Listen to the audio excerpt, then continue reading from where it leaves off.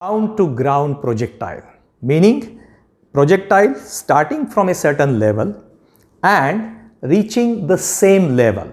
Okay, so here is such projectile. This projectile is fired and this reaches at the same level.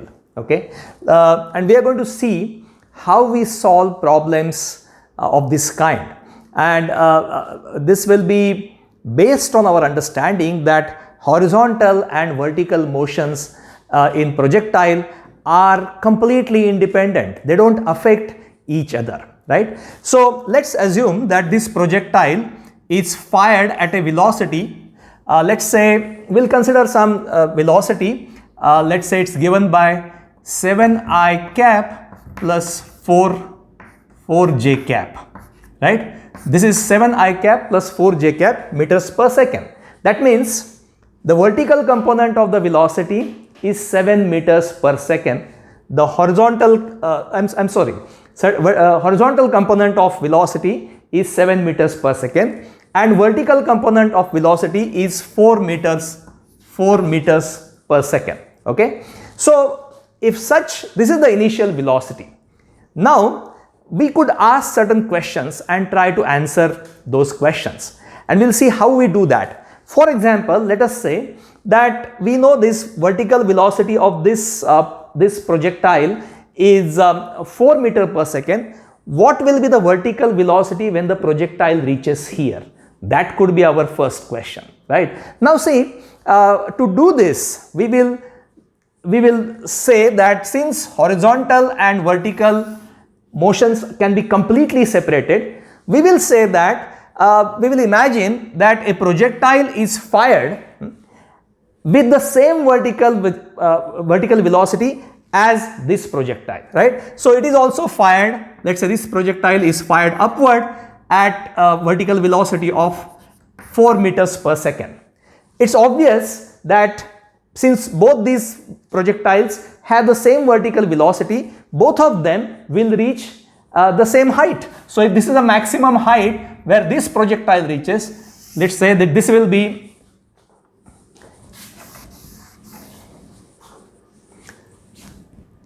this is the maximum height reached by this projectile because both of them have the same vertical velocity.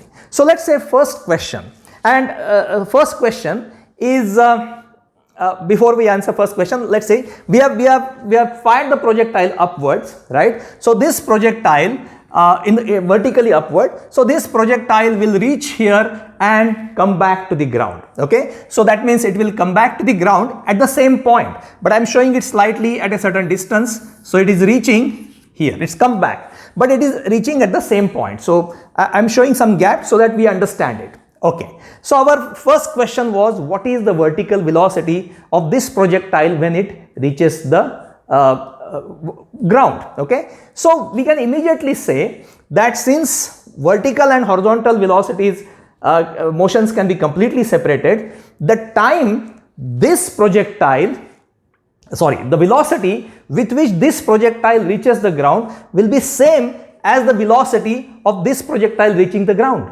because this projectile is moving up and moving horizontally, and moving up is something which we have isolated, and we have said that this projectile has the same vertical velocity as this projectile. So logically one can say the velocity with which this projectile reaches the ground will be same as the velocity with which vertical velocity with which this projectile reaches the ground, right? So this is the velocity with which this projectile reaches the ground, and we'll find out the velocity for this projectile reaching the ground. So how can we find out the velocity? Think about it. This is 4 meters per second moving up. So what will happen?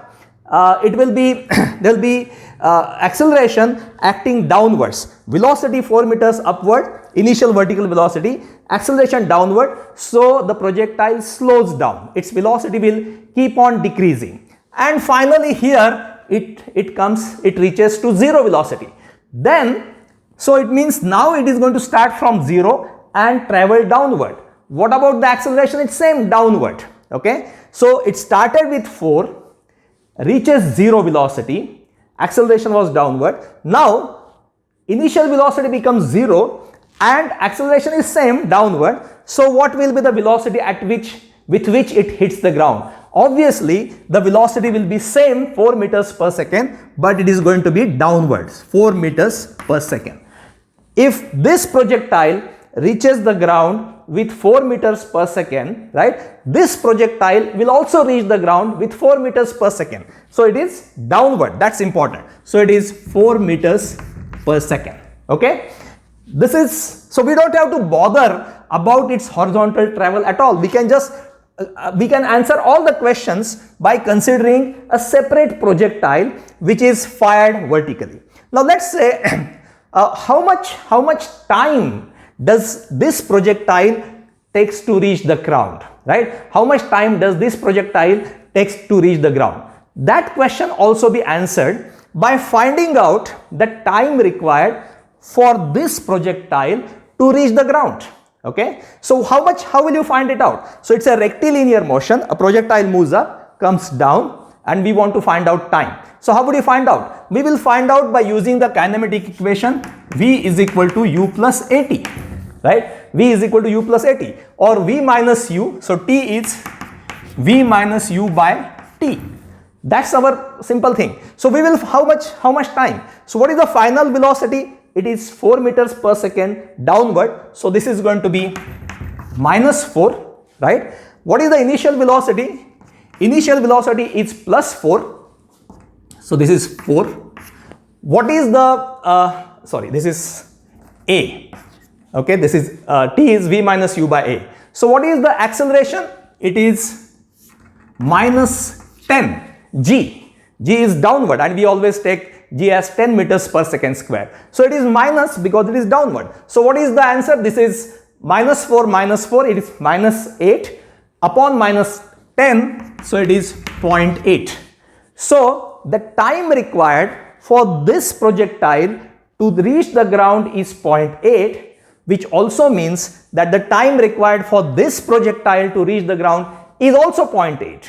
Okay, because we have separated vertical and horizontal. So it means if this time is 0.8, we can immediately find out what is the range, how much time this projectile takes to reach the ground. How will you find it out? Because this projectile has horizontal velocity of 7 meters per second, 7 meters per second. And horizontal velocity remains constant. The time for this projectile to reach this ground, we have found reach the ground is 0.8. That means the horizontal distance traveled, maximum horizontal distance, this is called as a range. This range will be equal to 7 into 0.8, right? This is the range we have found out. I hope this is clear. Now let's understand by the way, this so if you want to find out, if you want to show the velocity with which it is reaching the ground, the vertical velocity we have said it is 4 meters per second down, the horizontal velocity remains 7 meters per second, and if you want to show the with the help of vector, it is going to be horizontal is 7I, 4 is downward. So it is minus 4j, minus 4j. Okay. So this is velocity, this is range. Now let's understand. Let's ask another question. Let us say that what is the maximum height reached by the projectile? The height reached by this projectile, let's say it is h max. What is that? In order to find out that, we will again come back here, right? And we want to find out, first let's find out what is the time it would take to reach this maximum height. What is the time it takes to reach this? I hope this is symmetrical. So even if there is slight, this diagram is symmetrical. So please note that this is exactly at the center. Okay.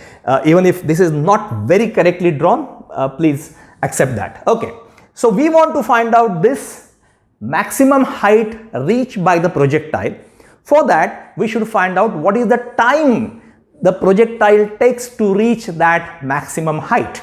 Now how would you find out? Again, come back here. We don't have to bother about this diagram at all. We can come back here and we can say, I'll just clean this. Okay, we can say this is the maximum height, and when the projectile reaches this maximum height, what is the velocity of the projectile? It is 0. We have seen, because it starts with 4 meters per second, acceleration is downward, velocity decreases, it becomes 0, right? It is 0. So final velocity is 0, right? So again we can write T is equal to V minus U by A. Final velocity is 0. Initial velocity is 4 and A is acceleration, it is minus 10, okay? So the time is 0.4. So the time required for this projectile to reach the maximum height is 0.4. That means the time required for this projectile to reach the maximum height is also 0.4, okay? Once you have found out the time, then you can find out the height. How will you find it out? We can say that we know the time of, so now we can say that we'll find out what is the average velocity when the projectile is moving up. With what average velocity is moving up? Average velocity is initial velocity plus final velocity by 2. So it is V plus U by 2, right? And what is V plus V is 0, U is 4, so it is 2 meters per second. This is the average velocity, right? This is the average velocity. And since acceleration is constant, which is 10 meters per second square downward, that's constant. As soon as any object is in the air, it is subjected to acceleration of g. Here g we are taking as 10 meters per second downward. So since acceleration is constant, we can say that the distance traveled will be average velocity into time, right? And average velocity we have found out because v is 0, u is 4, so 4 by 2 is 2, and the distance traveled, that means this displacement upward is equal, that is h max, it is essentially h max is v average, which is 2 into the time we have said it is 0.4, 2 into 0.4. So this is the average. Have I made mistake? Oh, that is, yeah, it's correct.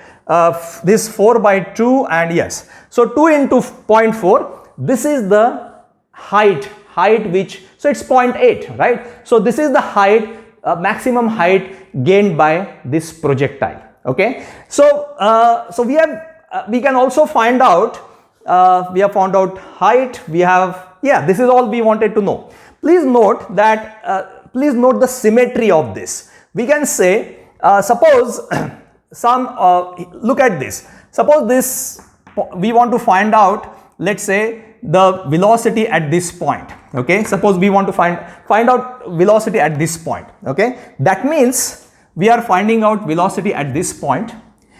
If we find out this velocity at this point, we immediately know that this velocity and this velocity at the same level are equal, but they are opposite.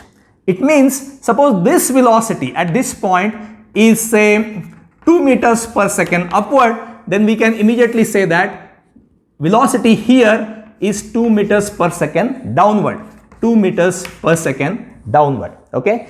So the central point of all this is that if you have a ground to ground projectile, and if you want to find out vertical velocity, height or vertical displacement, right? Anything that is related to in the vertical direction, right? Displacement, maximum height, or vertical velocity, everything can be found out by considering another projectile which is fired at the same vertical velocity as this one, and just consider this as a rectilinear motion. Use kinematic equation and find out the answer for this. They will be exactly answers for this. This horizontal travel can be completely neglected. We can separate out the vertical motion, right? Thank you.